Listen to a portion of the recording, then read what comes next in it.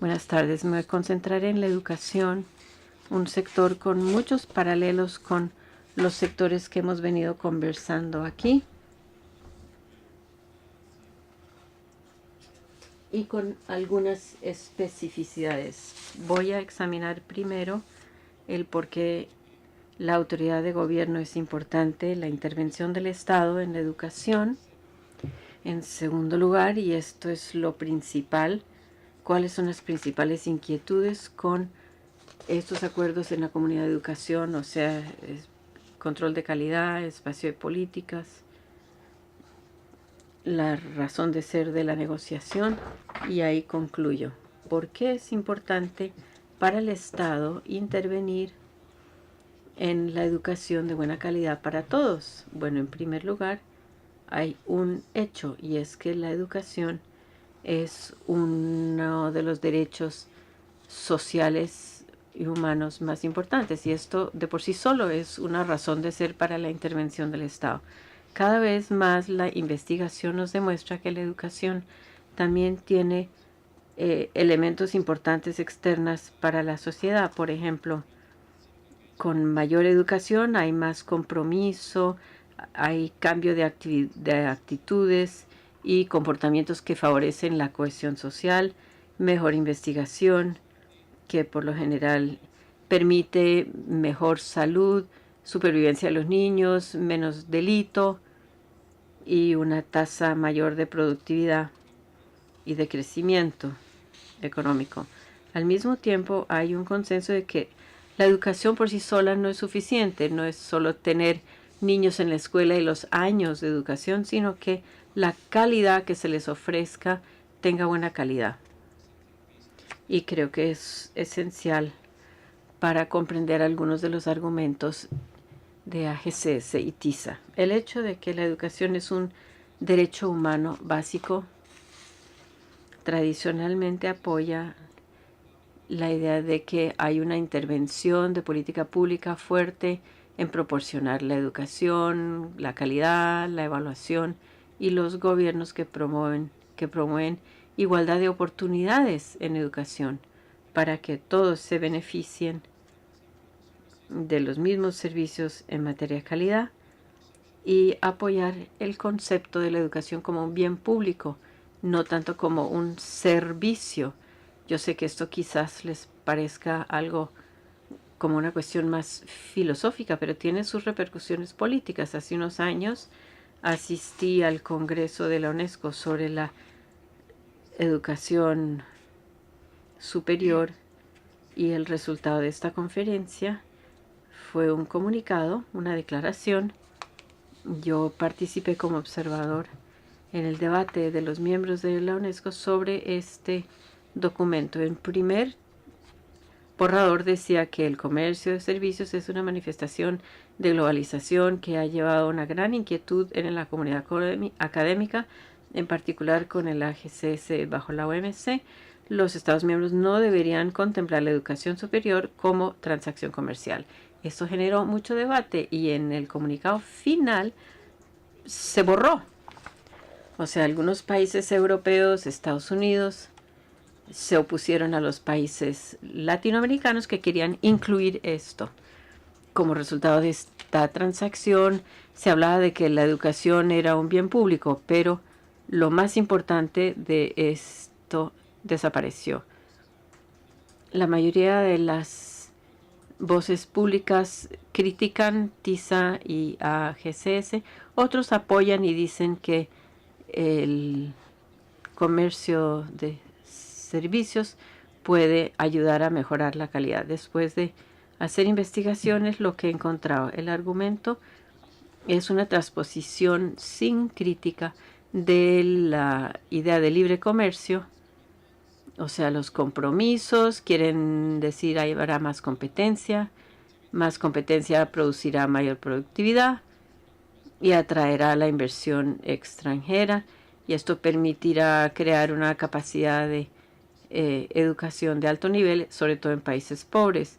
Hay muchas razones por las cuales debemos ser un tanto escépticos con estos planteamientos, y trato de justificar el por qué. Paso a la segunda parte de la presentación. ¿Cuáles son los principales problemas con estos acuerdos? Voy a hablar del espacio política, el desarrollo, el control y la razón de ser de las negociaciones. Hablaré de los servicios de educación en primaria, secundaria y superior. Hay otro capítulo que es de otros servicios de educación. Hoy en día en este campo hay grandes empresas de consultorías que venden paquetes de reforma de educación, sistemas de evaluación. Es un gran mercado para ellos y esto tiene importantes consecuencias en cuanto a la armonización y la estandarización de la educación, pero quería comentarlo. Es algo que hay que tener en cuenta en el campo de TISA y de AGCS, porque se está abriendo el camino a este nuevo negocio en educación. En materia de espacio de políticas no voy a comentar mucho. Esto lo hablamos ya por la mañana y ahora ya en la tarde, pero tiene que ver con el derecho a reglamentar la educación, que es una gran inquietud en materia de negociaciones comerciales. ¿Cuáles son los principales reglamentos que se ven afectados por estos acuerdos en materia de educación? Los requisitos de calificación, las subvenciones, las regalías, las normas técnicas, la autorización para suministradores con ánimo de lucro. En Chile hay un gran debate en este momento, hay una reforma en proceso y después de todas las protestas del movimiento estudiantil y un gran debate electoral sobre la educación, el gobierno está intentando prohibir la posibilidad de que haya suministradores buscando o con ánimo de lucro en el sistema de educación.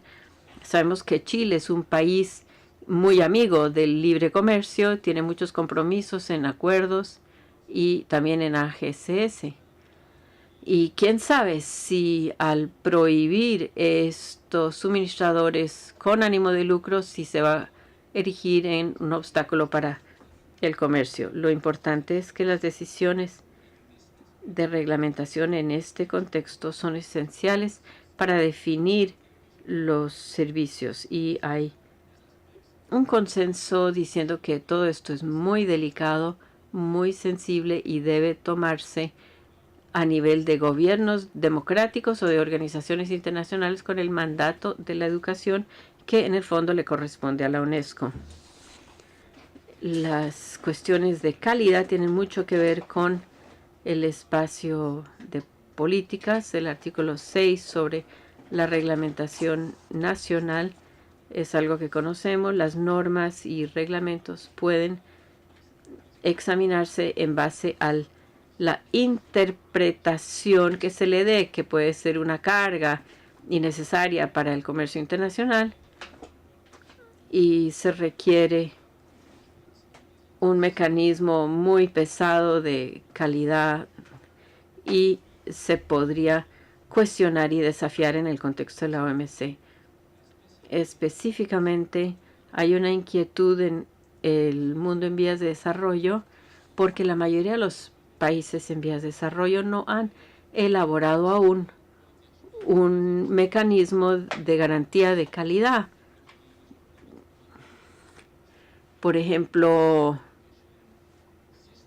en el sistema de educación, diplomas por alimentación, por ejemplo, cuando hay suministradores de poca calidad, han aumentado mucho debido a la mayor demanda de educación y que los gobiernos no están respondiendo correctamente. En educación también hay un aumento en materia de negocios. Cada vez más hay suministradores a distancia. En las universidades, la principal es una universidad de aprendizaje por vía electrónica y el elemento calidad crea mucha confusión, sobre todo en países en vías de desarrollo. No sabemos si debemos certificar este tipo de educación, sí. cómo se hace la reglamentación de la calidad, quién debe hacerlo, si el país de origen o el país que compra los servicios y además las compañías que producen diplomas. Otro elemento de calidad es que hay una compensación en educación entre calidad y libre comercio. Sabemos que la teoría de la ventaja comparativa dice que el comercio libre produce mayor eficiencia. En salud también se habla de la eficiencia. Otros consideran que la competencia de libre comercio implicará innovación en el sector de la educación. Pero en un mercado global de educación vemos que muchos suministradores, cuando compiten, cuando buscan eficiencia, lo hacen a través del precio y con una racionalización de los recursos. Y este concepto de la eficiencia puede tener repercusiones nefastas para la calidad de la educación, porque por lo general implica pagarles muy poco a los educadores. En la mayoría de los sistemas de educación, el presupuesto, el 80 o 90% del presupuesto, sirve para pagar los sueldos de los maestros. Si hay que ser más eficiente, entonces a lo mejor aquí es donde vienen los recortes. Y si a los maestros se les paga mal, no va a ser posible al sistema atraer personas a este sector. Y las bibliotecas de mala calidad pueden también ayudar a aparentar la eficiencia. Voy a pasar por alto esto. Tercer punto, las inquietudes de desarrollo. ¿Quiénes se están beneficiando del libre comercio en la educación? No se busca ver quiénes se benefician de los flujos de comercio, pero tenemos esta información de los estudiantes internacionales. Estos son los principales exportadores de educación. Como verán, no hay ningún país en vías de desarrollo que se incluya en esta lista. De hecho, en la lista de los primeros 10 exportadores del sur, todos son importadores netos de educación. Aunque puedan atraer más estudiantes, por lo general estudiantes de la región, o sea, del sur, no del norte, estos países tienen una balanza de pagos por lo general negativo porque terminan enviando más estudiantes al exterior que los que atraen. Philip Albax tiene un trabajo muy útil para resumir las principales inquietudes desde el punto de vista de desarrollo. Es profesor en Boston College y uno de los primeros académicos examinando la educación, y dice que si las fronteras de educación se abren, entonces tendrán acceso los principales y los países en vías de desarrollo tendrán problemas para desarrollarlo, estarán en desventaja y las instituciones académicas van a difícilmente competir con instituciones que deciden establecerse en su país. Termino con un punto final y es la razón de ser de la negociación. Es algo que no hemos conversado mucho en este foro. Creo que es importante en el caso de los servicios públicos como la educación, que las personas que negocian este tipo de acuerdo no tienen necesariamente conocimientos ni de salud ni de educación. Es normal. Conocen comercio, la economía, a veces incluso la diplomacia. La forma en que negocian la educación no necesariamente tiene que ver con las necesidades ni con el potencial de sus sistemas educativos. Y aquí lo que es interesante es señalar el hecho de que ni siquiera es la razón, el libre comercio, la razón de ser para negociar la educación o la mayoría de los sectores, incluso los sectores de AGCS. Y hay un autor que me gusta, Paul Krugman, dice que más que la razón de ser del libre comercio, hay que pensar en algo más mercantilista. Y hay una cita que resume esto: cualquiera que haya tratado de darle sentido a las negociaciones de comercio, entienden que solo se entiende si nuevamente siguen las reglas del mercantilismo, donde un aumento en las importaciones y una disminución en importaciones es un fracaso. Esto es un libro que salió en el 2010, se puede comprar comercialmente, pero si les interesa puedo mandarles algunos capítulos gratis. La idea principal es que apoyo, después de muchas entrevistas en la OMC, que el mercantilismo es la razón de ser principal. ¿Y esto cómo se traduce en las negociaciones de educación?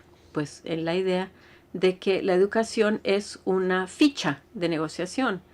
Los países están dispuestos a abrir la educación si otro país abre un sector donde tienen una ventaja comparativa. Si uno es de Guatemala, por ejemplo, un negociador de Guatemala no tiene problema en abrir la educación siempre y cuando la agricultura europea se abra a los exportadores de Guatemala.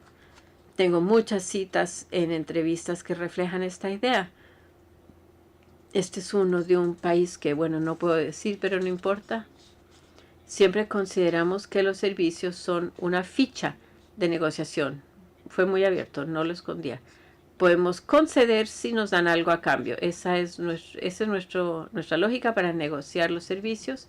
El hecho de que la liberalización es bueno, eso no funciona. De hecho, esto me pone los pelos de punta.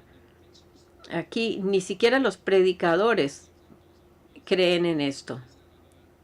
Muchos otros ejemplos tengo. Un negociador de otro país, a lo mejor es más fácil identificar de qué país. Nuevamente es la idea de que la educación no la vamos a abrir si no recibimos algo a cambio. Y en otra entrevista en Ginebra también me dijeron lo mismo. O sea, la idea es darle trato a la educación como una ficha de negociación. La educación es un derecho social con resultados muy positivos para los individuos y las sociedades que justifican la intervención pública para promover una educación de calidad. La internacionalización, movilidad y intercambio de estudiantes puede contribuir mucho a la educación de calidad. Los problemas vienen cuando la internacionalización de la educación lo llevan las reglas de libre comercio buscando ganancias. Como hemos visto, estas reglas tienen el potencial de socavar los procedimientos de calidad de educación